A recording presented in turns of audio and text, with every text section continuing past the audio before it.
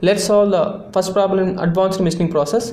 For machining a rectangular island represented by coordinates P 0, 0, Q 100, 0, R 100, 50 and S 0, 50 on a casting using CNC milling machine.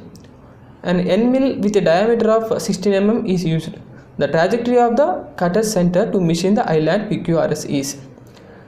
Here rectangular island coordinates are given. Coordinates are PQRS. According to these coordinates, I have drawn this rectangular island with the coordinates of P 0, 0, Q 100, 0, R 100, 50, S 0, 50. This rectangular island is machined with the end mill cutter of diameter 16 mm.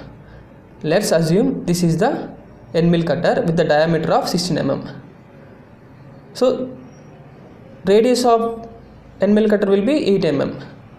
Then we have to find out this trajectory of the cutter center to machine the island PQRS.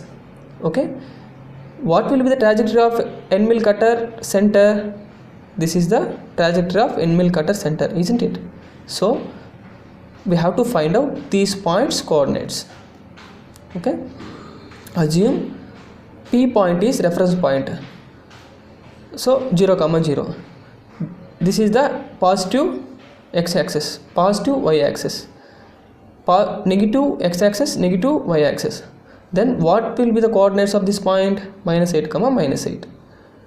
Because this length is -8. This length also -8. This length also 8. This length also 8. So this point coordinates are -8, -8. Q point coordinates are 100, 0. Then what are the coordinates of this point? 108, -8.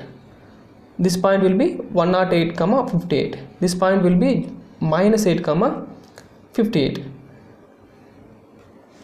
Finally, these are the coordinates of cutter center to machine the island PQRS. Thank you.